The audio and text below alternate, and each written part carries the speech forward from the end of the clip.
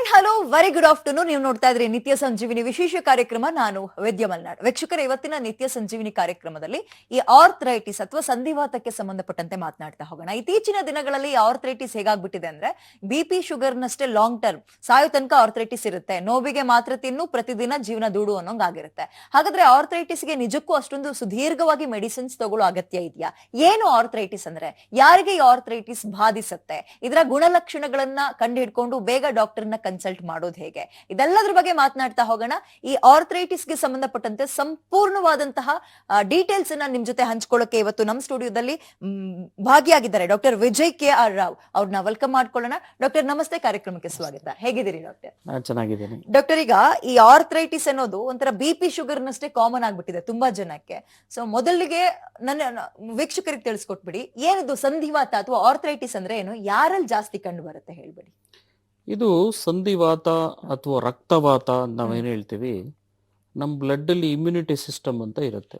ರೋಗ ನಿಯಂತ್ರಣ ಶಕ್ತಿ, ರೋಗಗಳನ್ನ ದೂರ ಮಾಡೋ ಶಕ್ತಿ, ಅದು ಜೆನೆಟಿಕ್ ಕಾರಣಾಂತರಗಳಿಂದ ಅಥವಾ ಎನ್ವೈರನ್ಮೆಂಟಲ್ ಎಕ್ಸ್ಪೋಷರ್ ಅಂದ್ರೆ ತೀವ್ರವಾದ ಸ್ಟ್ರೆಸ್ ಅಥವಾ ಬ್ಯಾಡ್ ಫುಡ್ ಹ್ಯಾಬಿಟ್ಸ್, ತುಂಬಾ ರೆಡ್ ಮೀಟ್, ಮಾಂಸ ಪದಾರ್ಥಗಳು ಅಥವಾ ಪ್ಯಾಕೆಟೆಡ್ ಫುಡ್ಸ್, ಪ್ರೋಸೆಸ್ಡ್ ಫುಡ್ಸ್ ಅಂತವು ತಗೊಳ್ಳೋದು, ಫಿಸಿಕಲ್ ಆಕ್ಟಿವಿಟಿ ಕಮ್ಮಿ ಇರೋದು, ಒಂದೇ ಜಾಗದಲ್ಲಿ ಬ್ರೇಕ್ ಇಲ್ದಲೆ ಕೂತ್ಕೊಳ್ಳೋದು, ಇಂಥವರಲ್ಲಿ ಜೆನೆಟಿಕ್ ಕಾರಣಾಂತರಗಳಿಂದ ಇಮ್ಯುನಿಟಿ ಸಿಸ್ಟಮ್ ಕೆಟ್ಟೋಗಿ ಅದು ರಾಂಗ್ ಸಿಗ್ನಲ್ ನಮ್ಮ ಬಾಡಿಗೆ ಕಳ್ಸತ್ತೆ. ನಮಗೆ ರಕ್ಷಣೆ ಕೊಡೋ ಬದಲು ನಮಗೆ ಉಲ್ಟಾ ಅಟ್ಯಾಕ್ ಮಾಡುತ್ತೆ. ಅಂದ್ರೆ ನಮ್ಮ ಮನೆಯ ಸೆಕ್ಯೂರಿಟಿ ಗಾರ್ಡೇ ನಮ್ಮ ವಿರುದ್ಧ ತಿರುಗಿ ಬಿದ್ದಂಗೆ. ಆವಾಗ ಇಂಥ ಕಾರಣಗಳು, ಆ ಕಾಯಿಲೆಗಳು ಬರ್ತವೆ. ಆರ್ಥ್ರೋ ಅಂದ್ರೆ ಜಾಯಿಂಟ್, ಐಟಿಸ್ ಅಂದ್ರೆ ಹೀಟ್. ಸೊ ಜಾಯಿಂಟ್ ಅಥವಾ ನಾವೇನ್ ಹೇಳ್ತೀವಿ ಕೀಲುಗಳು, ಅದರಲ್ಲಿ ಊತ ಮತ್ತೆ ಸ್ಟಿಫ್ನೆಸ್, ರಿಜಿಡಿಟಿ ಅಂತ ಹೇಳ್ತೀವಿ. ತುಂಬಾ ಒಂಥರ ಮೈಯೆಲ್ಲ ಗಟ್ಟಿ ಅನ್ಸೋದು, ಆಮೇಲೆ ಬೆಳಗಿನ ಜಾವದಲ್ಲಿ ಓಡಾಟ ಕಮ್ಮಿ ಅನ್ಸೋದು, ಜ್ವರ ಬಂದಂಗ ಆಗೋದು, ಊಟ ಸೇರ್ದಿರೋದು, ಸಣ್ಣ ಆಗೋದು, ಆಮೇಲೆ ಉತ್ಸಾಹ ಇಲ್ದಿರೋದು, ಇಂಥ ಕಾಯಿಲೆಗಳು ಉತ್ಪತ್ತಿ ಆಗುತ್ತೆ. ಡಾಕ್ಟರ್, ಈಗ ಈ ಮೂಳೆಗಳಲ್ಲಿ ಕಂಡು ಬರುವಂತಹ ಸಂಧಿವಾತ ಸಾಮಾನ್ಯವಾಗಿ ಎಂತಹ ಜನರಲ್ ಕಂಡು ಬರುತ್ತೆ ಅಂದ್ರೆ, ಹೇಳಿದ್ರೆ ಇಮ್ಯುನಿಟಿ ಸಿಸ್ಟಮ್ ಯಾವಾಗ ನಮ್ಮ ಆಪೋಸಿಟ್ ಕೆಲಸ ಮಾಡಕ್ ಶುರು ಆಗುತ್ತೆ ಅಂತವ್ರಲ್ಲಿ ಅಂತ. ವಯಸ್ಸಿನ ಅಂತರ ಏನಾದ್ರೂ ಇದೆಯಾ, ಇಂಥ ವಯಸ್ಸವರಿಗೆ ಬರುತ್ತೆ ಅಂತ? ಇದು ನನ್ನ ಪೇಷಂಟ್ಸ್ ಅಲ್ಲಿ ಆಸ್ ಅರ್ಲಿ ಆಸ್ 11 ವರ್ಷ ಹುಡುಗರು ಹುಡುಗಿರ್ಗೂ ಎಫೆಕ್ಟ್ ಆಗುತ್ತೆ, 90 ವರ್ಷ ಜನರಿಗೂ ಎಫೆಕ್ಟ್ ಆಗುತ್ತೆ. ಬಟ್ ಜನರಲಿ ಇದು ಎಫೆಕ್ಟ್ ಆಗೋದು ಮಿಡಲ್ ವಯಸ್ಸಿನವ್ರಿಗೆ, ಅಂದ್ರೆ ಬಿಟ್ವೀನ್ 20 to 40 ಇಯರ್ಸ್ ಅಥವಾ 40 to 60 years. But early age ಅಲ್ಲೂ ಬರುತ್ತೆ, ಲೇಟರ್ ಏಜ್ ಅಲ್ಲೂ ಬರುತ್ತೆ. ಒಂದು ಮುಖ್ಯವಾಗಿ ಮಿಸ್ಕನ್ಸೆಪ್ಷನ್ ಇರೋದು ಅಂತಂದ್ರೆ ಏನು ಅಂದ್ರೆ, ಆರ್ಥರೈಟಿಸ್ ಅಂದ್ರೆ ಓಲ್ಡ್ ಏಜ್ ಬರೋದು, ಅದು ತಪ್ಪು. ಸೊ ಯಾರಿಗಾದ್ರೂ ಎನಿ ಏಜ್ ಬೆಳಗ್ಗೆ ಎದ್ದಾಗ ಜಾಯಿಂಟ್ ಪೇನ್ಸ್ ಬರೋದು, ಆಮೇಲೆ ಮೂವ್ಮೆಂಟ್ ಮಾಡಿದಾಗ ಸರಿ ಹೋಗೋದು, ಕೂತಿದ್ದಾಗ ತುಂಬಾ ನೋವು ಬರೋದು, ಮೈಯೆಲ್ಲ ಸ್ಟಿಫ್ ಅನ್ಸೋದು, ಊತಗಳು ಬರೋದು, ಕೈ ಬೆರಳು, ಪಾದದ ಬೆರಳು, ಸೊಂಟ, ಭುಜ, ಪಾದ, ಏಜ್ ಮ್ಯಾಟರ್ ಆಗಲ್ಲ. ಅದನ್ನೇ ನಾವು ಕೀಲುವಾತ ಅಥವಾ ಸಂಧಿವಾತ ಅಂತ ಕರಿತೀವಿ. ಡಾಕ್ಟರ್, ಇದ್ರಲ್ಲೂ ನಾವು ಟೈಪ್ಸ್ ನೋಡಬಹುದಾ? ಎಲ್ರಿಗೂ ಒಂದೇ ತರ ಆರ್ಥರೈಟಿಸ್ ಬರುತ್ತೆ ಅಥವಾ ಟೈಪ್ಸ್ ಇದೆ? ಇಲ್ಲ, ಇದ್ರಲ್ಲೂ ಟೈಪ್ಸ್ ಇದೆ. ಈಗ ಎರಡೂ ಕೈ ಎರಡೂ ಕಾಲು ಎಫೆಕ್ಟ್ ಆಗೋದನ್ನ ನಾವು ರುಮಟಾಯ್ಡ್ ಆರ್ಥರೈಟಿಸ್ ಅಂತೀವಿ. ಎರಡು ಕೈ ಮತ್ತೆ ಎರಡೂ ಕಾಲು ಒಂದೇ ಸತಿಗೆ, ಎರಡೂ ಕೈ ಎರಡೂ ಪಾದ ಎಫೆಕ್ಟ್ ಆಗೋದು, ಭುಜ ಎಫೆಕ್ಟ್ ಆಗೋದು, ಇದು ಹೆಂಗಸರಲ್ಲಿ ಬರೋದು. ಇದು 3 ಸ್ಟೇಜ್ ಅಲ್ಲಿ ಬರುತ್ತೆ. ಒಂದು ಮೈನರ್ದಾಗ, ಇನ್ನೊಂದು ಗರ್ಭವತಿ ಅಥವಾ ಬಾಣಂತಿ ಆದಾಗ, ಮೂರನೇದು ಮುಟ್ಟು ನಿಲ್ಲೋ ಟೈಮ್ ಅಲ್ಲಿ. 3 ಸ್ಟೇಜಸ್. ಒಂದು ಹೆಂಗಸಿಗೆ 3 ಜನ್ಮ ಇರ್ತದೆ. ಒಂದು ಅವಳದೇ ಜನ್ಮ, ಇನ್ನೊಂದು ಅವಳು ಹುಡುಗಿಯಿಂದ ಹೆಂಗಸಾದಾಗ, ಇನ್ನೊಂದು ತಾಯಿ ಆದಾಗ, ಇನ್ನೊಂದು ಅಜ್ಜಿ ಆದಾಗ. ಸೊ ಈ ಸ್ಟೇಜಸ್ ಅಲ್ಲಿ ಬರುತ್ತೆ. ಅದು ರುಮಟಾಯ್ಡ್. ಜನರಲಿ 3 ಪಟ್ಟು ಹೆಣ್ಮಕ್ಳು ಜಾಸ್ತಿ ಅಂಡ್ 1 ಪಟ್ಟು ಗಂಡ್ ಮಕ್ಳಿಗೆ, ಆ ತರಕ್ಕೆ. 70 ಭಾಗ ಹೆಣ್ಮಕ್ಳು, 30 ಭಾಗ ಗಂಡ್ ಮಕ್ಳು. ಇನ್ನೊಂದ್ರಲ್ಲಿ ಆಂಕಲೋಸಿಂಗ್ ಸ್ಪಾಂಡಿಲೈಟಿಸ್ ಅಥವಾ ಸೀರೋ ನೆಗೆಟಿವ್ ಆರ್ಥರೈಟಿಸ್ ಅಂತೀವಿ. ಅದು ರುಮಟಾಯ್ಡ್ದು ಗಂಡಸರ ವರ್ಷನ್. ಅದರಲ್ಲಿ ಕೈ ಕಾಲ್ ಎಫೆಕ್ಟ್ ಆಗಲ್ಲ, ಸೊಂಟ, ಹಿಂಬಡಿ, ಆಮೇಲೆ ಮಂಡಿ, ಯೂಶಲಿ ವೇಸ್ಟ್ ಇಂದ ಕೆಳಗಡೆ. ಅಂಡ್ ಅದು ಒನ್ ಟೈಮ್ ಒಂದ್ ಸೈಡ್ ಬರುತ್ತೆ. ಒಂದ್ ಕಡೆ ರೈಟ್ ಸೈಡ್ ಇದ್ರೆ ಇನ್ನೊಂದ್ಸತಿ ಲೆಫ್ಟ್ ಸೈಡ್ ಬರುತ್ತೆ. ಎರಡೂ ಒಟ್ಟಿಗೆ ಇರಲ್ಲ. ಇದಕ್ಕೋಸ್ಕರನೇ ರೊಮಟಾಲಜಿಸ್ಟ್ ನ ಅವ್ರು ನೋಡೋದು ಇಂಪಾರ್ಟೆಂಟ್. ಹಾ, ಹಾ. ನಮ್ದು 75% ಡಯಾಗ್ನೋಸಿಸ್ ಆಗೋದು ಪೇಷಂಟ್ ಜೊತೆ ಕೂತ್ ಮಾತಾಡುವಾಗ. ಹಾ, ಹಾ. ಅದು ಬುದ್ಧಿನೇ ಮೇನ್. Okay. ಇನ್ನು 25% ನಾವು ಟೆಸ್ಟ್ ಮಾಡಿ ಹಾ. ರುಮಟಾಯ್ಡ್ ಅಂದ್ರೆ ರುಮಟಾಯ್ಡ್ ಫ್ಯಾಕ್ಟರ್ ಆಂಟಿ CCP ಅಂತ ಟೆಸ್ಟ್ ಮಾಡ್ತೀವಿ. ಅದಕ್ಕೆ NABL ಅಕ್ರೆಡಿಟೆಡ್ ಲ್ಯಾಬ್ಸ್ ಅಲ್ಲೇ ಮಾಡಬೇಕು. ಅದರದೇ ಒಂದು ಪದ್ಧತಿ ಇದೆ, ಎಲೈಸಾ ಟೆಸ್ಟಿಂಗ್, ನೆಫ್ರೋಮೆಟ್ರಿ ಟೆಸ್ಟಿಂಗ್ ಅಂತ. ಅದ್ರಲ್ಲಿ ನಾವು ಮಾಡಿದಾಗ ಅದ್ರ ವ್ಯಾಲ್ಯೂ ಅಬೌವ್ 40 ನೋಡ್ತೀವಿ. ಅದ್ರ ಅಬೌವ್ 40 ನೋಡಿದಾಗ ಪ್ಲಸ್ ಪೇಷಂಟ್ಗೆ ತೊಂದರೆ ಇದ್ದಾಗ ಅದು ರುಮಟಾಯ್ಡ್ ಅಂತೀವಿ.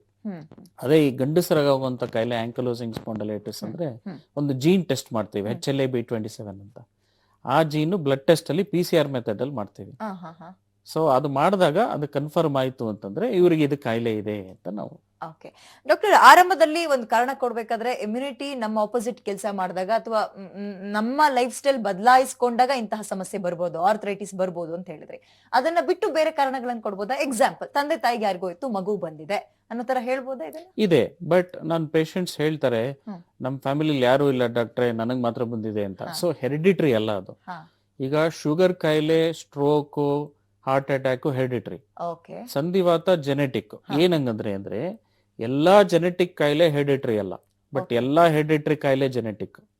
ಅದ್ರ ಅರ್ಥ ಅಂತಂದ್ರೆ ಇದು ವಂಶ ಪಾರಂಪರ್ಯ ಹೋಗ್ಲೇಬೇಕು ಅಂತ ರೂಲ್ ಇಲ್ಲ. ಹೋದ್ರು ಹೋಗ್ಬೋದು, ಇಲ್ಲ ಅಂದ್ರೆ ಇಲ್ಲ. ಈಗ ನಾನು HLA-B27 ಅಂತ ಹೇಳ್ದೇನೆ.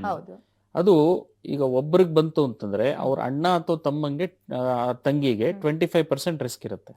ಅವರಲ್ಲೂ ಜೀನ್ ಇರುತ್ತೆ, ಬಟ್ ಜೀನ್ ಅನ್ನೋದು ಸ್ವಿಚ್ ಇದ್ದಾಗೆ. ಈಗ ಸ್ವಿಚ್ ಗೋಡೆ ಮೇಲೆ ಇತ್ತು ಅಂತಂದ್ರೆ ಲೈಟ್ ಆನ್ ಆಗಲ್ಲ, ಅದು ಒತ್ತಬೇಕು, ಅದರಿಂದ ಬಲ್ಬ್ ಕರೆಂಟ್ ಹೋಗ್ಬೇಕು, ಬಲ್ಬ್ ವರ್ಕ್ ಆಗ್ಬೇಕು. ಅದೇ ತರ ಜೀನು ನಾವು ಹುಟ್ಟುತ್ತಾ ಫಿಟ್ ಆಗಿ ಬಂದಿರ್ತೀವಿ ದೇವರಿಂದ, ಬಟ್ ಅದು ಒಂದ್ ಏಜ್ ಅಲ್ಲಿ ಜೀನ್ ಚೇಂಜ್ ಆಗುತ್ತೆ. ಆ ಚೇಂಜ್ ಆಗೋ ಕಾರಣಗಳೇನು? ಗಂಡಸರಲ್ಲಿ ಸ್ಮೋಕಿಂಗು, ಆಮೇಲೆ ತೀವ್ರವಾದ ಕೋಲ್ಡ್ ಎಕ್ಸ್ಪೋಜರ್, ಈಗ ತುಂಬಾ ಕೋಲ್ಡ್ ಕ್ಲೈಮೇಟ್ ಅಲ್ಲಿ ಕೆಲಸ ಮಾಡೋರು, ಅಥವಾ ರೆಸ್ಟ್ ಇಲ್ದಲ್ಲೇ ನಿದ್ರೆಗೆಟ್ಟು 18-19 ಅವರ್ಸ್ ಕೆಲಸ ಮಾಡಿ ಎಕ್ಸೆಸಿವ್ ಮೆಂಟಲ್ ಸ್ಟ್ರೆಸ್ ಇರೋರು, ಅಂತವ್ರಿಗೆ ಆ ಜೀನ್ ಚೇಂಜ್ ಆಗುತ್ತೆ. ಆ ಜೀನ್ ಚೇಂಜ್ ಆಗಿ ರಾಂಗ್ ಕಮ್ಯುನಿಕೇಶನ್ ಬ್ಲಡ್ ಕಳ್ಸುತ್ತೆ. ಆ ಬ್ಲಡ್ ನಮ್ಮನ್ನ ಅಟ್ಯಾಕ್ ಮಾಡಕ್ ಸ್ಟಾರ್ಟ್ ಮಾಡುತ್ತೆ. ಇದು ಲೂಪ್, ಅದು ಪಾತ್ ನೆಟ್ವರ್ಕ್ ಅಂತ ನಾವ್ ಹೇಳ್ತೀವಿ. ಈ ಟ್ರೀಟ್ಮೆಂಟ್ ಬಗ್ಗೆ ಮಾತಾಡ್ತೀನಿ ಡಾಕ್ಟರ್. ಅದಕ್ಕಿಂತ ಮುಂಚೆ ಆರ್ಥರೈಟಿಸ್ ಬಂದಿರುವಂತವ್ರು ಕೆಲವೊಂದು ಇಂಥ ಪದಾರ್ಥಗಳನ್ನ ತಿನ್ಬೇಡಿ ಅಂತಾರೆ. ಎಕ್ಸಾಂಪಲ್ ಬದನೆಕಾಯಿ ಅಥವಾ ಸ್ವೀಟ್ ಪೊಟ್ಯಾಟೊ, ಗೆಣಸು, ನಿಜನಾ? ಮತ್ತೆ ಮೊಳಕೆ ಕಾಳುಗಳು ಪ್ರೋಟೀನ್ ತಿನ್ನಿ ಅಂತಾರೆ, ಬಟ್ ಇಂಥವ್ರು ತಿನ್ಬೇಡಿ ಆರ್ಥರೈಟಿಸ್ ಬಂದಿರೋರು ಅಂತಾರೆ. ನಿಜನಾ? ಹೌದು. ಈಗ ಟ್ರೀಟ್ಮೆಂಟ್ ತಗೊಳ್ಳುವಾಗ ಸೊ ಕರೆಕ್ಟ್ ಆಗಿರೋ ಟ್ರೀಟ್ಮೆಂಟ್ ನಾವು ಶುರು ಮಾಡಿದಾಗ ನಾವು ಏನ್ ತಿಂತೀವಿ ಅನ್ನೋದು ಮ್ಯಾಟರ್ ಆಗುತ್ತೆ. ಸೊ ನಾವು ಜನರಲಿ ಪೇಷಂಟ್ಗೆ ಏನು ಹೇಳೋದು ಅಂದ್ರೆ ಕಾರ್ಬೋಹೈಡ್ರೇಟ್ಸ್ ಹೆಚ್ಚಿನಾಗಿ ಸಕ್ಕರೆ, ಸಿಹಿ ಪದಾರ್ಥ, ರೈಸ್ ಐಟಮ್, ಆಲೂಗಡ್ಡೆ ಕಮ್ಮಿ ತಗೊಳ್ಳಿ. ಕಾರ್ಬ್ಸ್ ಇರೋದು ರೈಸ್ ಐಟಮ್ ಮಧ್ಯಾಹ್ನ ಮಾತ್ರ ತಗೊಳ್ಳಿ, ಅಥವಾ ಬ್ರೌನ್ ರೈಸ್ ಸ್ವಿಚ್ ಆಗಿ, ಅಥವಾ ನವಣೆಗೆ ಸ್ವಿಚ್ ಆಗಿ, ಮಿಲೆಟ್ಸ್ ಅಂತೀವಿ. ಆಮೇಲೆ ಮಾಂಸಾಹಾರಿ ಆದ್ರೆ ರೆಡ್ ಮೀಟ್ ಅಂದ್ರೆ ಕುರಿ, ಮೇಕೆ ಮಾಂಸ, ಅದನ್ನ ಲೈಫ್ ಲಾಂಗ್ ತಗೋಬೇಡ ಅಂತ ಹೇಳ್ತೀವಿ. ಅಂಡ್ ಈಗ ಏನು ಬೀಫ್ ಅಥವಾ ಪೋರ್ಕ್ ತಿನ್ನೋರಾದ್ರೆ ಅದನ್ನು ತಗೋಬೇಡ ಅಂತ ಹೇಳ್ತೀವಿ. ರೆಡ್ ಮೀಟ್ ಪ್ರೋಟೀನ್ ಅಲ್ಲಿ ಕಾಯಿಲೆ ಉತ್ಪತ್ತಿ ಆಗುವಂತ ಕೆಮಿಕಲ್ ಇರ್ತವೆ. ಸೊ ನಾವು ಮಾತ್ರೆ ತಗೊಂಡ್ರು ತುಂಬಾ ಸ್ವೀಟ್ ತಿನ್ನೋರು, ಶುಗರ್ ತಿನ್ನೋರು, ತುಂಬಾ ರೈಸ್ ಐಟಮ್ ತಿನ್ನೋರು, ರೆಡ್ ಮೀಟ್ ತಿನ್ನೋರ್ಗೆ ಹೆಚ್ಚಿನ ಮಾತ್ರೆ ಯೂಸ್ ಮಾಡ್ಬೇಕಾಗತ್ತೆ. ಅಂದ್ರೆ ಹೈಯರ್ ಪವರ್ ಮೆಡಿಸಿನ್ಸ್. ನಂದು ಫಸ್ಟ್ 10 minutes ಕನ್ಸಲ್ಟೇಷನ್ ನಾನು ಕೇಳೋದೇ, ನಿಮ್ ಡಯಟ್ ಕರೆಕ್ಟ್ ಆಗಿದೆಯಾ, every day half an hour walking ಮಾಡ್ತಾ ಇದ್ದೀರಾ, ಅಂಡ್ ನಾವು ಹೇಳ್ಕೊಟ್ಟಿರೋ ಎಕ್ಸರ್ಸೈಸ್ ಮಾಡ್ತಾ ಇದ್ದೀರಾ, ಆಮೇಲೆ ನಾನು ಮಾತ್ರೆಗಳಿಗೆ ಶಿಫ್ಟ್ ಆಗ್ತೀನಿ. ಸೊ ಅದು ಫಸ್ಟ್ ಬಹಳ ಇಂಪಾರ್ಟೆಂಟ್. ಈಗ ಮಾತ್ರೆ ತಗೊಳ್ದೇವ್ರವ್ರಾಗದ್ರೆ ಅಂದ್ರೆ ಡಯಾಗ್ನೋಸಿಸ್ ಆಗೋ ಮುಂಚೆ ಅವ್ರಿಗೆ ಮೊಳಕೆ ಕಾಳಾಗ್ಲಿ ಬದನೆಕಾಯಿ ಆಗ್ಲಿ ಎಫೆಕ್ಟ್ ಆಗುತ್ತೆ. ಮಾತ್ರೆ ತಗೊಂಡವಾಗ ಅದಾಗಲ್ಲ, ತಗೋಬಹುದು, ಏನು ತೊಂದರೆ ಇಲ್ಲ. ಅಂದ್ರೆ ಪ್ರೋಟೀನ್ ಇರೋ ಅಂಶಗಳು ಇವಕ್ ಸಪೋರ್ಟ್ ಮಾಡುತ್ತಾ ಕಾಯಿಲೆಗೆ? ಹಾಗಾದ್ರೆ ಇನ್ನೂ ಜಾಸ್ತಿ ಮಾಡೋಕೆ ಹಾಗಲ್ಲ. ಪ್ರೋಟೀನ್ ಇರೋ ಅಂಶಗಳು ಟ್ರೀಟ್ಮೆಂಟ್ ಇಲ್ಲದೆ ಹೋದ್ರೆ ಜಾಸ್ತಿ ಮಾಡುತ್ತೆ. ಟ್ರೀಟ್ಮೆಂಟ್ ಇಲ್ಲ, ರೆಡ್ ಮೀಟ್ ಪ್ರೋಟೀನ್ ಟ್ರೀಟ್ಮೆಂಟ್ ತಗೊಂಡಾಗ್ಲೂ ಎಫೆಕ್ಟ್ ಮಾಡುತ್ತೆ. ಆಮೇಲೆ ಆಲ್ಕೋಹಾಲ್ ಕನ್ಸಂಪ್ಷನ್, ಈಗ ಗಂಡಸರಾಗಿದ್ರೆ ನಾವೇನ್ ಹೇಳ್ತೀವಿ, ವೀಕ್ಲಿ 1 time ಮಿನಿಮಮ್ ಅಮೌಂಟ್ ಮಾಡ್ಲೇಬೇಕು. ಅಂದ್ರೆ ಎವ್ರಿ ಡೇ ಎಕ್ಸೆಸಿವ್ ಅಮೌಂಟ್ ತಗೊಳ್ಳೋದು ಕಾಯಿಲೆನ ಉತ್ಪತ್ತಿ ಜಾಸ್ತಿ ಮಾಡುತ್ತೆ. ಅಂದ್ರೆ ಕಡಿಮೆ ಮಾಡಿ ಅಂತ. ಹೌದು. ಒಂದು ಕಾಯಿಲೆ ಇದೆ ಸೋರಿಯಾಸಿಸ್ ಅಂತ, ಅದು ಚರ್ಮ, ಉಗುರು, ಸೊಂಟ, ಕಣ್ಣು ಇಷ್ಟನ್ನ ಎಫೆಕ್ಟ್ ಮಾಡುತ್ತೆ. ಅದು ಚಳಿಗಾಲದಲ್ಲಿ ಡ್ಯಾಂಡ್ರಫ್ ತರ ಆಗುತ್ತೆ. ಬರೋದು. ಹೌದು. ಅದಕ್ಕೆ ಆಲ್ಕೋಹಾಲ್ ತಗೊಂಡ್ರೆ ಕಾಯಿಲೆ ಜಾಸ್ತಿ ಆಗುತ್ತೆ. ಹಾ ಹಾ ಹಾ ಸೊ ಅಂತವ್ರಿಗೆ ನಾವೇನ್ ಹೇಳ್ತೀವಿ, ಕಮ್ಮಿ ಕ್ವಾಂಟಿಟಿ ತಗೊಳ್ಳಿ. ಓಕೆ. ಸ್ಮೋಕಿಂಗ್, ಯಾವ್ದೇ ಆದಂತ ವಾತ ರೋಗಕ್ಕೆ ಸ್ಮೋಕಿಂಗು ಸಿಟ್ರುಲಿನೇಷನ್ ಅಂತ ಒಂದು ಕೆಮಿಕಲ್ ಮಾಡುತ್ತೆ. ಸರಿ. ಸೊ ಅದು ಜೀನ್ಸ್ ಇಂದ ಉತ್ಪತ್ತಿ ಆಗೋ ಕೆಮಿಕಲ್ ನಾವು ಏನ್ ಬ್ಲಡ್ ಅಲ್ಲಿ ಟೆಸ್ಟ್ ಮಾಡ್ತೀವಿ, ಆಂಟಿ CCP ಅಂತ, ಓಕೆ. ಅದನ್ನ ಲೆವೆಲ್ ಜಾಸ್ತಿ ಮಾಡುತ್ತೆ. ಹಾ ಹಾ. ಈಗ ನನ್ನ ಪೇಷಂಟ್ ಹೇಳೋದು ಅದೇ, ನಾನು ಮಾತ್ರೆ ಕೊಟ್ಟು ನಿಮ್ ರಕ್ತದಲ್ಲಿರೋ ಬೆಂಕಿ ಆರಿಸ್ತಾ ಇದ್ದೀನಿ, ನೀವು ಸಿಗರೇಟ್ ಹಚ್ಚಿ ರಕ್ತದಲ್ಲಿರೋ ಜಾಸ್ತಿ ಬೆಂಕಿ ಮಾಡ್ತಾ ಜಾಸ್ತಿ ಮಾಡ್ತಾ ಇದ್ದೀರಾ. ಹಾ ಹಾ ಹಾ. ಅದು ನ್ಯೂಟ್ರಲ್ ಆಗಲ್ಲ. ಹೌದು ಹೌದು. ಮಾತ್ರೆ ತಗೊಂಡು ವೇಸ್ಟ್, ಟ್ರೀಟ್ಮೆಂಟ್ ಅಲ್ಲಿ ಇದ್ದು ವೇಸ್ಟ್. ಈವನ್ ಒಂದ್ ಸಿಗರೇಟ್ ಸರ್, ನಾನು ಒಂದೇ ಸೇದೋದು ಹಾ. ಸರ್, ಪಾಯ್ಸನ್ ಒಂದ್ ಸ್ವಲ್ಪ ತಗೊಂಡ್ರು ಅದು ನಿಜ ಪಾಯ್ಸನ್. ನಿಜ ನಿಜ. ಓಕೆ ಡಾಕ್ಟರ್, ಇದೀಗ ಹಂತಗಳು ಹೇಗೆ ಗುರುತಿಸ್ತೀರಿ ನೀವು? ಅದಕ್ಕಿಂತ ಮುಂಚೆ ಇನ್ನೊಂದು ಪ್ರಶ್ನೆ ಡಾಕ್ಟರ್. ಆರ್ಥರೈಟಿಸ್ ಇದೆ ಅಂತ ವ್ಯಕ್ತಿಯೊಬ್ಬ ಕಂಡು ಹಿಡ್ಕೊಳ್ಳೋದು ಹೇಗೆ? ಸಾಮಾನ್ಯವಾಗಿ ಈ ಮಂಡಿ ನೋವು, ಸೊಂಟ ನೋವು ವಯಸ್ಸಾಗಿರೋರಲ್ಲಿ ವೆರಿ ಕಾಮನ್. ನಾವು ಮನೇಲಿ ವಯಸ್ಸಾಗಿರೋರು ಇದ್ರೆ ಹೇಳ್ತಾರೆ, ಅಯ್ಯೋ ಇದೆಲ್ಲಕ್ಕಾಗಲ್ಲ ಸೊಂಟ ನೋವು ಅಂತ. ಅದೆಲ್ಲದನ್ನೂ ಆರ್ಥರೈಟಿಸ್ ಅನ್ಕೊಳ್ಳೋದ, ಅಥವಾ ಆರ್ಥರೈಟಿಸ್ ನ ಲಕ್ಷಣಗಳೇನು? ಆರ್ಥರೈಟಿಸ್ ಅಲ್ಲಿ ಸಾಮಾನ್ಯವಾಗಿ 2 ತರ ಇದೆ. ಓಕೆ. ಮೂಲವಾಗಿ ಓಲ್ಡ್ ಏಜ್ ಅಲ್ಲಿ ಬರೋದು, ಅಂದ್ರೆ ನಡೆದಾಡದಾಗ ನೋವು ಬರೋದು, ತುಂಬಾ ನಿಂತು ನಡೆದಾಡ್ದಾಗ ನೋವು ಬರೋದು, ಕೂತ್ಕೊಂಡಾಗ ಸ್ವಲ್ಪ ರೆಸ್ಟ್ ತಗೊಂಡಾಗ ಸರಿ ಹೋಗೋದು, ಅದು ವಯಸ್ಕರಲ್ಲಿ ಬರೋದು, age related problem, over usage. ನಮ್ ಬೋನ್ ಅಲ್ಲಿ ಕಾರ್ಟಿಲೇಜ್ ಅಂತ ಇರುತ್ತೆ, ಅದು ಮೂಳೆಗೆ ಕುಶನ್, ಆ ಕುಶನ್ ಹರಿದೋದಾಗ ಪ್ರಾಬ್ಲಮ್ಸ್ ಆಗುತ್ತೆ. ನಾವು ಅದನ್ನ ಕಮ್ಮಿ ನೋಡ್ತೀವಿ, ಅದನ್ನ ಆರ್ಥೋಪೆಡಿಕ್ ಅನ್ನೋರು ನೋಡೋದು, ಅದಕ್ಕೆ ಸರ್ಜರಿ ಟ್ರೀಟ್ಮೆಂಟ್ಸ್ ಇರೋದು. ನಾವು ನೋಡುವಂಥದ್ದು ಯಂಗ್ ಏಜ್ ಅಲ್ಲಿ ಬರುವಂತದ್ದು, ಅಥವಾ ಎನಿ ಏಜ್ ಅಲ್ಲಿ ಬೆಳಗ್ಗೆ ಎದ್ದಾಗ ನೋವು ಬರೋದು, ರೆಸ್ಟ್ ತಗೊಂಡಾಗ ಜಾಸ್ತಿ ಆಗೋದು, ಓಡಾಡ್ದಾಗ ಸರಿ ಹೋಗೋದು, ಆಮೇಲೆ ಊತ ಬರೋದು, ಮೈಯೆಲ್ಲ ಸ್ಟಿಫ್ ಅನ್ಸೋದು, ಅಂಡ್ ಬೆಳಗ್ಗೆ ಎದ್ದಾಗ ಜಾಸ್ತಿ ಇರೋದು, ಥಂಡಿಗಾಲದಲ್ಲಿ ಜಾಸ್ತಿ ಇರೋದು, ಎನಿ ಏಜ್ ಅಲ್ಲಿ ಬರೋದು. ಅದಲ್ದಲ್ಲೇ ಈ ಜಾಯಿಂಟ್ಸ್ ಅಲ್ದಲ್ಲೇ ಕಣ್ಣಿಗೆ ಎಫೆಕ್ಟ್ ಆಗೋದು, ಕಣ್ಣು ರೆಡ್ ಆಗಿ ವಾಟರ್ ಬರೋದು, ಅಥವಾ ಲಂಗ್ಸ್ ಅಲ್ಲಿ ಶ್ವಾಸಕೋಶದಲ್ಲಿ ತೊಂದರೆ ಬರೋದು, ಕಾರಣಾಂತರ ಇಲ್ದಲ್ಲೇ ತುಂಬಾ ಕೆಮ್ಮು ಬರೋದು, ಉಸಿರಾಟಕ್ಕೆ ತೊಂದರೆ ಬರೋದು, ಅಂತವನ್ನೆಲ್ಲ ನಾವು ನೋಡ್ತೀವಿ. ಸೊ ಏಜ್ ಮ್ಯಾಟರ್ ಆಗಲ್ಲ. ಬೆಳಗ್ಗೆ ಎದ್ದಾಗ ಸ್ಟಿಫ್ ಇರೋದು, ಜಾಯಿಂಟ್ ಪೈನ್ ಬರೋದು, ಊತ ಬರೋದು, ರೆಸ್ಟ್ ತಗೊಂಡಾಗ ಬರೋದು, ಓಡಾಡ್ದಾಗ ಸರಿ ಹೋಗೋದನ್ನ ನಾವು ರಕ್ತವಾತ ಅಥವಾ ಸಂಧಿವಾತ ಅಂತ ಕರಿತೀವಿ. ವೆಲ್, ಇದಕ್ಕೆ ಚಿಕಿತ್ಸೆ ಹೇಗೆ ಡಾಕ್ಟರ್ ಅಂತ ಕೇಳ್ತೀನಿ. ಒಂದು ಬ್ರೇಕ್ ತಗೊಳ್ಳೋ ಟೈಮ್ ಆಗಿದೆ ಡಾಕ್ಟರ್, ಮಾತಾಡಿಸ್ತೇನೆ ನಿಮ್ಗೆ. ವೀಕ್ಷಕರೇ, ಆರ್ಥರೈಟಿಸ್ ಅನ್ನುವಂಥದ್ದು ನಾವು ಸಾಮಾನ್ಯವಾಗಿ ಆರ್ಥರೈಟಿಸ್ ಅವ್ರಿಗೆ ಕಾಯಿಲೆ ಅನ್ಬೋದು, ಬಟ್ ಅದನ್ನ ಅನುಭವಿಸ್ತಾ ಇರ್ತಾರಲ್ಲ ಅವ್ರಿಗೆ ಗೊತ್ತಿರುತ್ತೆ ಆ ನೋವು ಹೇಗಿರುತ್ತೆ. ಮಾತ್ರೆಗಳಂತೆ ಊಟ ತರ ಮಾತ್ರೆ ತಿಂತಾನೆ ಇರ್ತಾರೆ. ಹಾಗಿರುವಾಗ ಟ್ರೀಟ್ಮೆಂಟ್ ಹೇಗೆ? ಅಡ್ವಾನ್ಸ್ ಟ್ರೀಟ್ಮೆಂಟ್ ಇದೆಯಾ? ಎಷ್ಟು ತಿಂಗಳುಗಳ ಕಾಲ ಟ್ರೀಟ್ಮೆಂಟ್ ತಗೊಳ್ಬೇಕು? ಇದೆಲ್ಲದ್ರ ಬಗ್ಗೆ ಕೇಳೋಣ ಬ್ರೇಕ್ ಆದ್ಮೇಲೆ.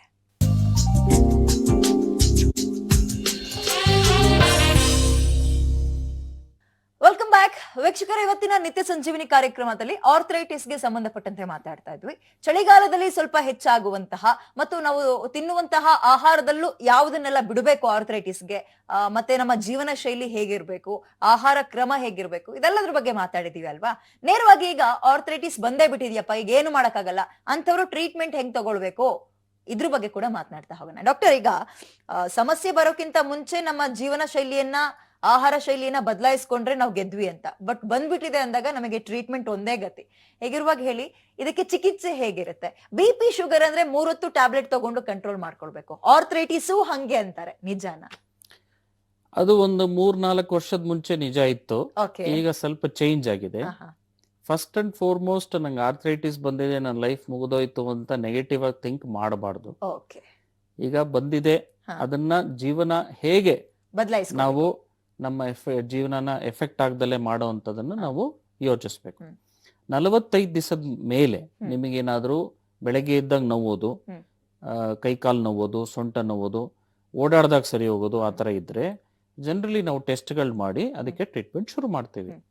ಸೊ ಟ್ರೀಟ್ಮೆಂಟ್ ಇವಾಗ ಸ್ಟಿರಾಯ್ಡ್ ನಾವು ಕೊಡೋದಿಲ್ಲ.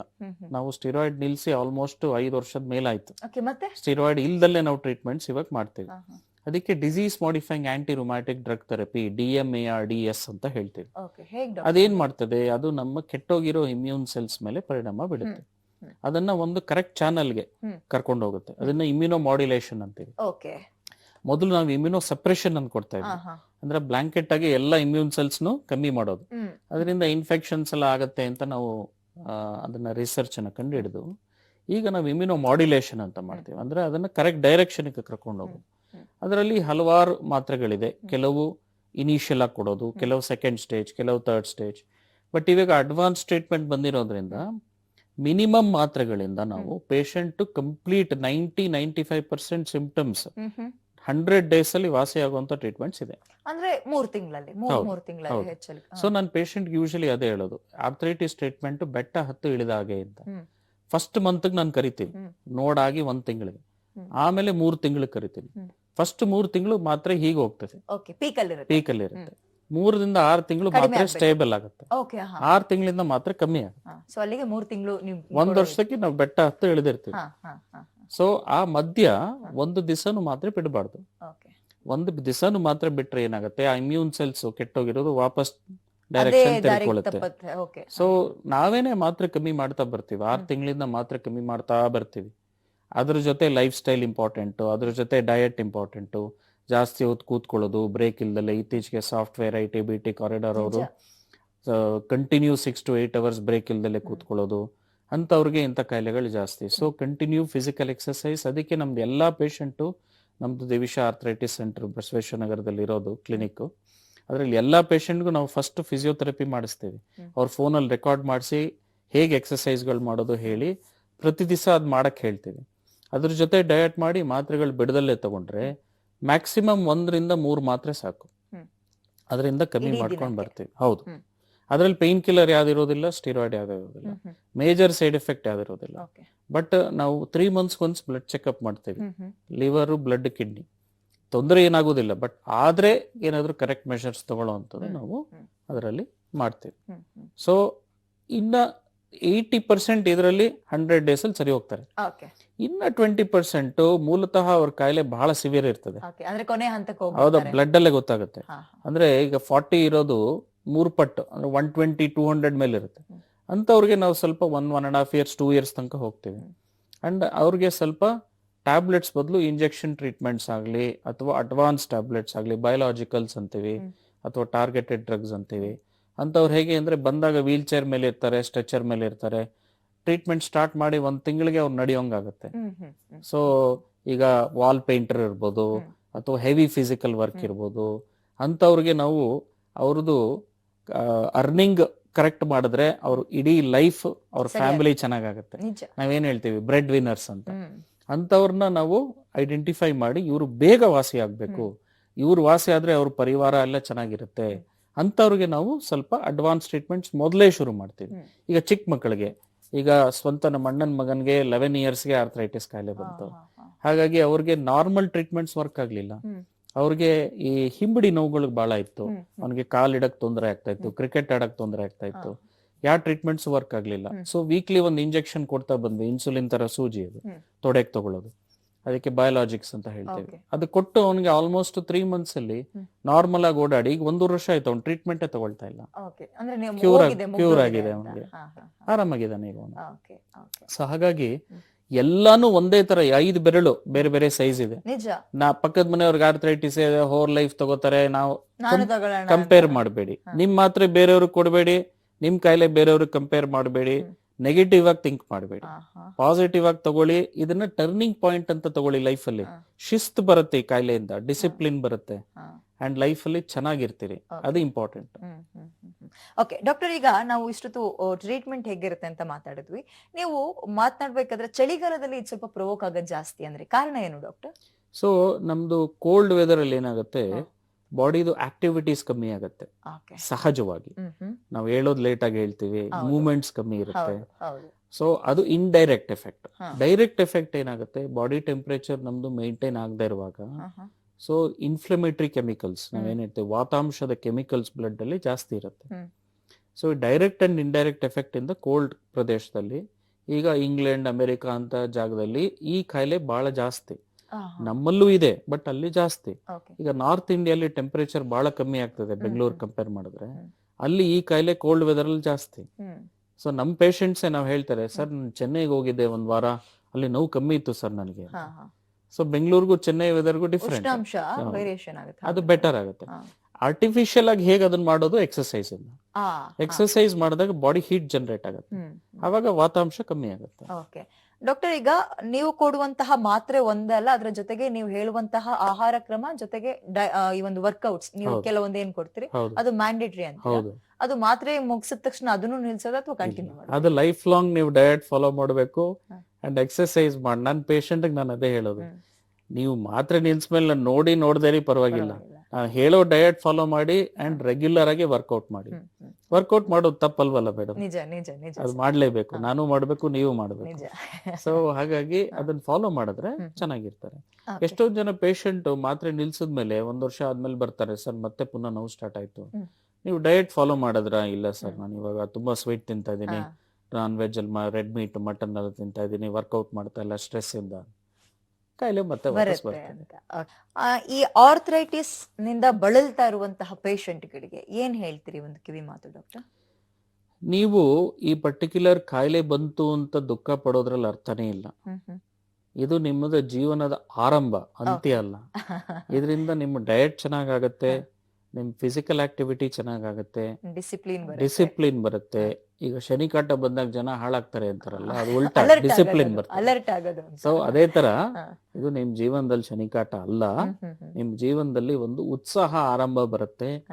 ಕರೆಕ್ಟ್ ಆಗಿರೋ ಡಾಕ್ಟರ್ನ, ರುಮಟಾಲಜಿಸ್ಟ್ ಡಾಕ್ಟರ್ನೇ ನೋಡಿ, ನಿಮ್ ಹತ್ತಿರದಲ್ಲಿರೋ ರುಮಟಾಲಜಿಸ್ಟ್ ಡಾಕ್ಟರ್ ಇದರಲ್ಲಿ ನಿಮ್ ಬಾಡಿಲಿ ಏನೇನ್ ಅಂಗಾಂಗಗಳು ಎಫೆಕ್ಟ್ ಆಗತ್ತೆ, ಅದಕ್ಕೆ ಏನೇನ್ ಟೆಸ್ಟ್ ಮಾಡಬೇಕು, ಯಾವಾಗ ಯಾವಾಗ ಚೆಕಪ್ ಆಗ್ಬೇಕು, ಇದನ್ನ ರುಮಟಾಲಜಿಸ್ಟ್ ಡಾಕ್ಟರ್ನೇನೆ ನೀವು ಪತ್ತೆ ಹಚ್ಚಿ ಅವ್ರನ್ನ 3 months ಒಂದ್ಸಲ ನೋಡಿ 6 ತಿಂಗಳಿಂದ ಮಾತ್ರೆ ಕಮ್ಮಿ ಮಾಡ್ತಾ ಬರ್ತಾರೆ. ಕಮ್ಮಿ ಆಗ್ಲಿಲ್ಲ ಅಂದ್ರೆ ಅಟ್ಲೀಸ್ಟ್ ಮಿನಿಮಮ್ ಡೋಸ್ ಅಲ್ಲಿ ಇಡ್ತೀವಿ ಅಂಡ್ ನೀವು ಲೈಫ್ ಅಲ್ಲಿ ಹ್ಯಾಪಿ ಆಗಿರ್ಬೋದು. ಮೋಸ್ಟ್ ಇಂಪಾರ್ಟೆಂಟ್, ಜೀವನದಲ್ಲಿ ಖುಷಿ ಇಂಪಾರ್ಟೆಂಟ್, ಅದು ನಿಮಗೆ ಬರುತ್ತೆ, ನೀವು ಚೆನ್ನಾಗಿರ್ತೀರಿ, ಏನು ಆಗುದಿಲ್ಲ. ಓಕೆ ಡಾಕ್ಟರ್, ಇನ್ನೊಂದು ಪ್ರಶ್ನೆ, ಈ ಆರ್ಥರೈಟಿಸ್ ಬಳಲ್ತಾ ಇರೋರ್ಗೆ BP ಶುಗರ್ ಇನ್ ಕೇಸ್ ಇದ್ರೆ, ಅದು ಶುಗರ್ ಆಗಿರ್ಬೋದು, BP ಇರ್ಬೋದು, ಆ ಮಾತ್ರೆನೂ ಕೂಡ ತಗೊಳ್ತಾ ಇರ್ಬೇಕಾದ್ರೆ ಮಾತ್ರೆಗಳು ಹೆಚ್ಚಾಗಲ್ವಾ? ಅದೇನು ಸಮಸ್ಯೆ? ಹೌದು, ಈಗ ನಮ್ಮ ಮಾತ್ರೆಗಳು ಇವಾಗ ಬಂದಿರೋ 3-4 years ಮಾತ್ರೆಗಳು ಸ್ಟಿರಾಯ್ಡ್ ಇಲ್ಲಲ್ಲೇ ನಾವು ಕೊಡೋದ್ರಿಂದ BP ಶುಗರ್ಗೆ ನಮಗೇನು ಪರಿಣಾಮ ಬೀಳಲ್ಲ. ಇನ್ಫ್ಯಾಕ್ಟ್ ಓಡಾಟ ಚೆನ್ನಾಗೋದ್ರಿಂದ BP ಶುಗರ್ 2 ಕಮ್ಮಿ ಆಗುತ್ತೆ. ಬಹಳಷ್ಟು ಜನ ನನ್ನ ಟ್ರೀಟ್ಮೆಂಟ್ಸ್ ಆಗಿ 100 days ಆದ್ಮೇಲೆ ಶುಗರ್ ಮಾತ್ರೆಯನ್ನು ನಿಲ್ಸೋ ಪರಿಸ್ಥಿತಿ ಬಂದಿದೆ. ಯಾಕಂದ್ರೆ ಅವ್ರು ಎವ್ರಿ ಡೇ ಫಿಸಿಕಲ್ ಆಕ್ಟಿವಿಟಿ ಮಾಡ್ತಾ ಇದಾರೆ, sugar, sweets, rice item, potato ತಿನ್ನಲ್ಲ, ಶುಗರ್ ನ ಹೋಗಿಸ್ತು ಅಂತ. Indirect effect. ನಿಜ ನಿಜ ನಿಜ. ವೆಲ್ ಡಾಕ್ಟರ್, ಇಷ್ಟೊತ್ತು ಆರ್ಥರೈಟಿಸ್ ಬಗ್ಗೆ ಸಾಕಷ್ಟು ಡೀಟೇಲ್ಸ್ ಕೊಟ್ಟಿದ್ರಿ. ಟ್ರೀಟ್ಮೆಂಟ್ ಇದೆ, ಭಯ ಪಡಬೇಡಿ ಅನ್ನುವಂತಹ ಅಭಯ ಕೊಟ್ಟಿದ್ರಿ. Well, thank you so much doctor. Thank you. ಇನ್ನು ವೀಕ್ಷಕರೇ, ಇವತ್ತು doctor Vijay KR Rao arthritis ಬಗ್ಗೆ ಸಾಕಷ್ಟು ಡೀಟೇಲ್ ನ ಕೊಟ್ರು, ಹೇಗಿರುತ್ತೆ ಟ್ರೀಟ್ಮೆಂಟ್ ಅಂತ ಹೇಳಿದ್ರು. ಇನ್ನು ನಾವು ಒಂದ್ಸಲ ವಿಸಿಟ್ ಮಾಡ್ಬೇಕು ಅನ್ನುವಂಥವ್ರಿಗೆ ವಿಳಾಸ ಕೂಡ ಈ ರೀತಿಯಾಗಿರುತ್ತೆ, ನೋಟ್ ಮಾಡ್ಕೊಳ್ಳಿ.